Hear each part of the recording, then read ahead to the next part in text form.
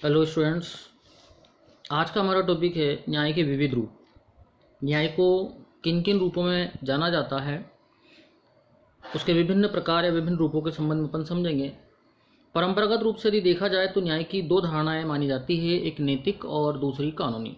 लेकिन आधुनिक समय में राजनीतिक न्याय, आर्थिक न्याय और सामाजिक न्याय को भी न्याय के विभिन्न रूपों में शामिल किया जाता है। हम इन सभी रूपों का विस्तृत रूप से यहाँ पर वर्णन करेंगे और ये जानने का प्रयास करेंगे कि कानून के विभिन्न रूपों का अर्थ क्या होता है न्याय के विभिन्न रूपों का अर्थ क्या होता है। सर्वप्रथम सबसे पहला जो इसका रूप है वो है नैतिक न्याय। नैतिक न्याय जैसे कि नाम से स्पष्ट होता है, नैतिकता पर आधारित व्यवस्था है। ये धारणा पूरी तरह से प्राकृतिक नियम और प्राकृतिक अधिकारों पर आधारित है। क्योंकि प्राकृतिक नियम कहते हैं कि समाज के अंदर हम सभी अपने अपने उत्तरदायित्वों का निर्वहन करते हुए समाज की ऐसी व्यवस्था में अपनी भागीदारी दर्ज कराएं जिसमें कोई किसी के साथ किसी प्रकार का गलत कार्य न करे। गलत कार्य वो जो सदाचरण के खिलाफ हो, जो समाज के मानवीय संबंधों पर किसी प्रकार से अनैतिक और अमानवीय व्यवस्था स्थापित करता हो। जब व्यक्तियों का आचरण सदाचारी होता है तो उसे नैतिक न्याय की अवस्था कहा जाता है। जैसे उदाहरण के लिए मान लेते हैं कि समाज के अंदर रहते हुए हम सभी पारस्परिक रूप से एक दूसरे का सहयोग करें, एक दूसरे के प्रति सम्मानजनक व्यवहार करें और सभी मिलजुल करके सहयोगपूर्ण संबंधों के साथ रहे, यही नैतिक न्याय की अवस्था कहलाती है। भूतकाल से लेकर वर्तमान समय तक जितने भी विचारक हुए, चिंतक हुए, उन सभी ने इस बात को माना कि सत्य, करुणा, अहिंसा, वचनबद्धता, उदारता, ये सभी गुण नैतिक सिद्धांतों को मानते हैं और इन सभी बातों को मानना हम सभी मानव समाज के प्राणियों का दायित्व बनता है। इसी आधार पर जब समाज के अंदर सभी व्यक्ति परस्पर सहयोग करते हुए सत्य, करुणा, दया, परोपकार, ईमानदारी, सदाचार आदि गुणों का पालन करते हो तो हम समझ सकते हैं कि समाज में नैतिक न्याय की स्थापना हो रही है। यह है न्याय का पहला रूप, नैतिक न्याय। दूसरा आता है आपका कानूनी न्याय। कानूनी न्याय यह भी नाम से स्पष्ट होता है, बिंदु से स्पष्ट होता है कि कानूनी न्याय एक ऐसी अवस्था है जो कानून पर आधारित होती है। कानून पर आधारित होने का मतलब ये कि सरकार जो कानून बनाती है उन कानूनों को लागू करना और कानूनों को मानने के लिए प्रतिबंधित कर देना कानूनी न्याय कहलाता है। सामान्य तौर पर राज्य और समाज इन कानूनों का निर्माण करती है ताकि समाज की व्यवस्था न्यायपूर्ण बन सके। कानूनों के द्वारा समाज को न्यायपूर्ण बनाना कानूनी न्याय की श्रेणी में आता है। इसमें प्रमुख रूप से दो बातें शामिल होती है। पहली बात कि सरकार के द्वारा जो कानून बने वो न्यायोचित होना चाहिए, अर्थात न्याय पर आधारित होना चाहिए। उसमें ऐसा कोई कानून न बने जो न्याय का उल्लंघन करता हो। नंबर 2, सरकार के द्वारा ऐसे कानूनों को न्यायपूर्ण ढंग से लागू किया जाना चाहिए तथा यदि कोई इसका उल्लंघन करता है तो उल्लंघन करने पर दंड की व्यवस्था होनी चाहिए। इस प्रकार से कानूनी न्याय का दूसरा रूप है जो स्पष्ट करता है कि कानून के द्वारा स्थापित न्याय की व्यवस्था कानूनी न्याय कहलाती है, जिसमें कानूनों का निर्माण न्याय को आधार रखते हुए किया जाना चाहिए और यदि कोई इसका उल्लंघन करता है तो उस संबंधित व्यक्ति को दंडित किया जाना चाहिए। तीसरा न्याय का रूप आता है राजनीतिक न्याय। राजनीतिक क्षेत्र में न्याय की स्थापना करना ही राजनीतिक न्याय है। ये ऐसी व्यवस्था होती है जिसमें राजनीतिक क्षेत्रों में जनता की समान रूप से भागीदारी होती है। यहाँ पर समता आधारित व्यवस्था की स्थापना की जाती है। राजनीतिक न्याय सभी व्यक्तियों के कल्याण पर आधारित होता है। ऐसा न्याय केवल लोकतांत्रिक व्यवस्थाओं में ही प्राप्त होता है।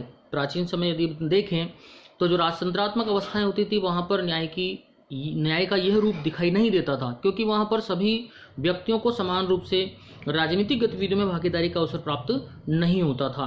वर्तमान प्रत्येक लोकतांत्रिक देशों में ऐसी व्यवस्थाएं स्थापित की गई हैं जिनसे लोगों को राजनीतिक न्याय की प्राप्ति होती है। उदाहरण के लिए अपन माने तो वयस्क मताधिकार, जहां पर सभी लोगों को बिना किसी भेदभाव के राजनीतिक गतिविधियों में भाग लेने का अवसर प्राप्त होता है। वयस्क मताधिकार में कोई जाति धर्म आधारित कोई व्यवस्था नहीं होती, असमानता नहीं होती, बल्कि सभी व्यक्तियों को सिर्फ और सिर्फ एक निश्चित आयु के आधार पर समान मान लिया जाता है। उस आधार पर सभी व्यक्तियों को राजनीतिक गतिविधियों में भाग लेने का अवसर मिलता है।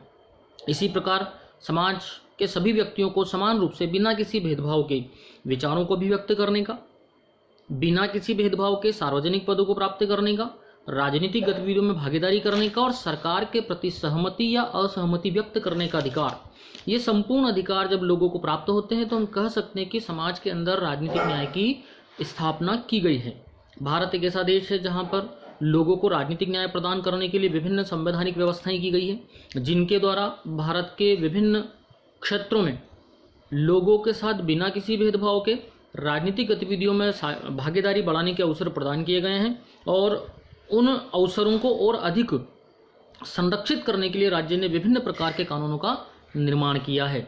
इस प्रकार से राजनीतिक क्षेत्र में स्थापित न्याय राजनीतिक न्याय होता है, जिससे सभी व्यक्तियों को समान रूप से राजनीतिक गतिविधियों में भाग लेने का अवसर प्राप्त होता है। तो पहला हमने देखा था नैतिक न्याय, दूसरा कानूनी न्याय और तीसरा राजनीतिक न्याय। चौथा आता है सामाजिक न्याय। सामाजिक न्याय की अवधारणा आधुनिक समय में बहुत ज़्यादा अत्यधिक प्रचलित, अत्यधिक विवाद का विषय, अत्यधिक चर्चा का केंद्र बिंदु और अत्यधिक सारगर्भित अर्थ को अपने साथ समाविष्ट करने वाली विचारधारा है।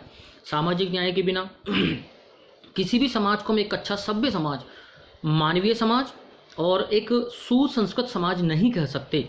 जिस समाज में लोगों के साथ सामाजिक न्याय की प्राप्ति नहीं होती, ऐसे समाज को एक अच्छा समाज नहीं माना जाता। इसी दृष्टि को ध्यान में रखते हुए भारतीय संविधान के द्वारा भारत में सामाजिक न्याय की स्थापना की गई है। सामाजिक न्याय से तात्पर्य होता है समाज में सभी व्यक्तियों को धर्म, वंश, जाति, रंग, लिंग, वर्ण, वंश आदि के किसी भी आधार पर भेदभाव के बिना अपने व्यक्तित्व के विकास करने के अवसर प्रदान किए जाए। यदि देश के अंदर इस प्रकार की व्यवस्था स्थापित हो जाती है और समाज में कोई किसी के साथ न सरकार के द्वारा न किसी अन्य व्यक्ति के द्वारा धर्म, वंश, जाति, रंग, लिंग, वर्ण, वंश, नस्ल, भाषा, राष्ट्रीयता आदि के आधार पर जब भेदभाव का निषेध होता है तो उसे अपन सामाजिक न्याय की श्रेणी में रखते हैं।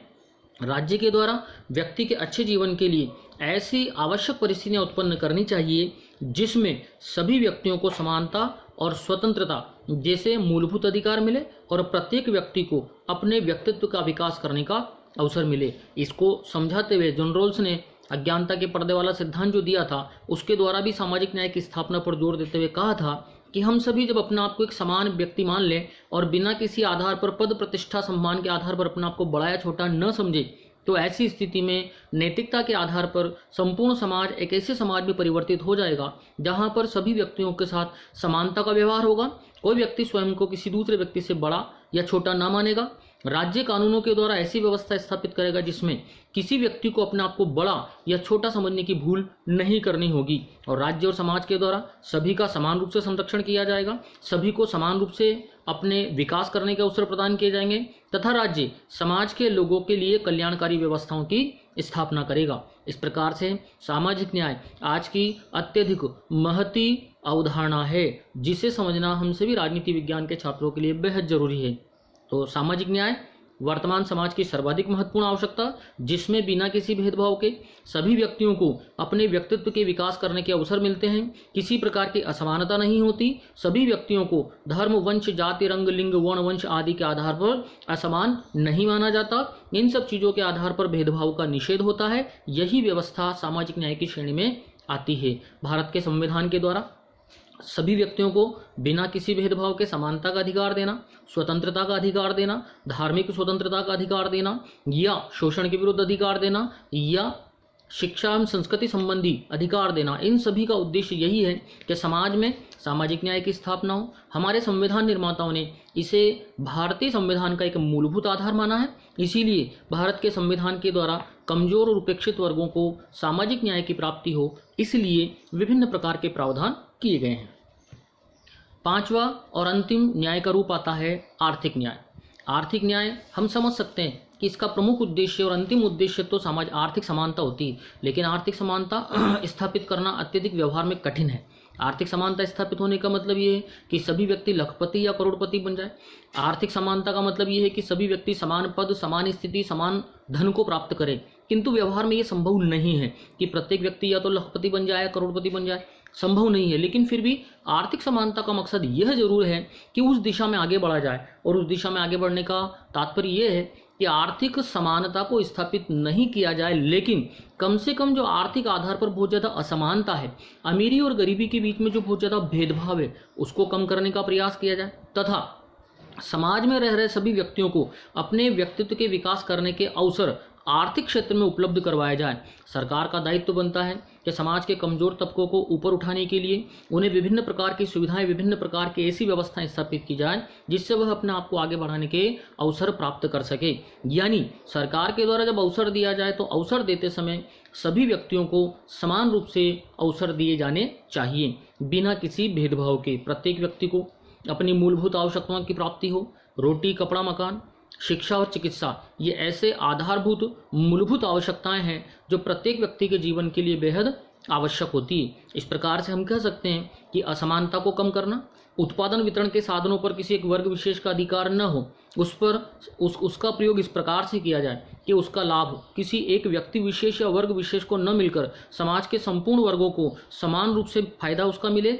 इस दृष्टि से किया जाने वाले कार्य आर्थिक न्याय की श्रेणी में आता है।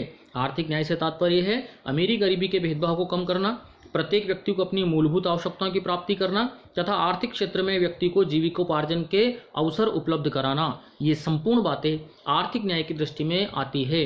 भारतीय संविधान में आर्थिक न्याय को स्थापित करने के लिए विभिन्न संवैधानिक व्यवस्थाएं स्थापित की गई हैं ताकि समाज में आर्थिक न्याय की स्थापना हो सके, अमीरी गरीबी का भेदभाव कम से कम हो, ऊंच नीच की अवधारणा में कमी आए और प्रत्येक व्यक्ति को अपनी मूलभूत आवश्यकताओं की प्राप्ति हो, आर्थिक क्षेत्र में प्रत्येक व्यक्ति अपने व्यक्तित्व का विकास कर सके और जीविकोपार्जन के संसाधनों को प्राप्त कर सके।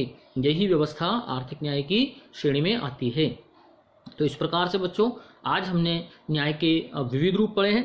5 न्याय के विविध रूप होते हैं। क्रमबद्ध रूप से अगर अपन देखें तो सबसे पहला आता आपका नैतिक न्याय, दूसरा आता आपका कानूनी न्याय, तीसरा आता आपका राजनीतिक न्याय, चौथा सामाजिक न्याय और पांचवा आर्थिक न्याय।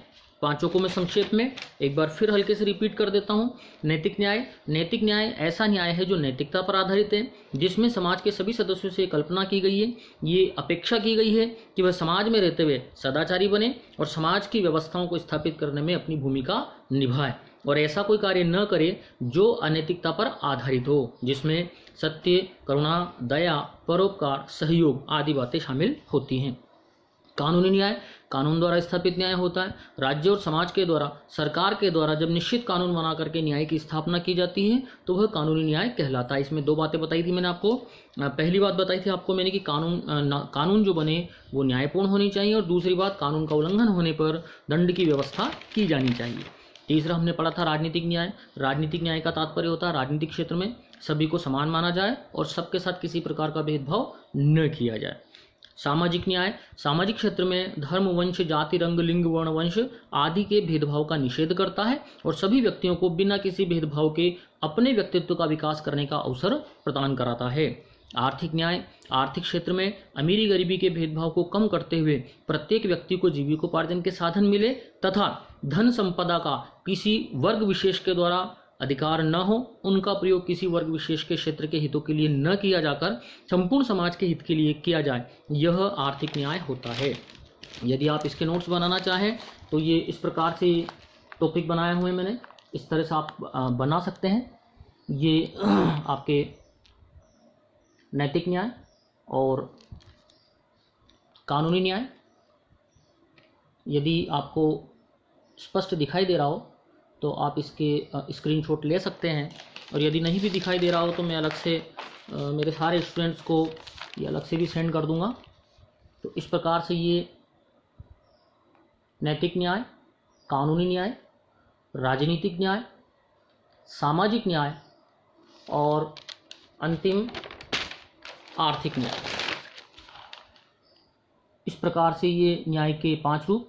आज का हमारा टॉपिक यहीं समाप्त होता है। इस प्रकार से आज हमने देखा कि न्याय के विविध रूप अधिकांशतया इसमें से सामाजिक न्याय, आर्थिक न्याय और राजनीतिक न्याय, इन तीनों पर अक्सर छोटे प्रश्न आते हैं, इसीलिए इस दृष्टिकोण से हमें इसकी जानकारी होना चाहिए। और साथ ही साथ चूँकि राजनीतिक स्टूडेंट होने के आधार पर, राजनीति विज्ञान के स्टूडेंट होने के आधार पर भी हमारे लिए बेहद आवश्यकता है। धन्यवाद।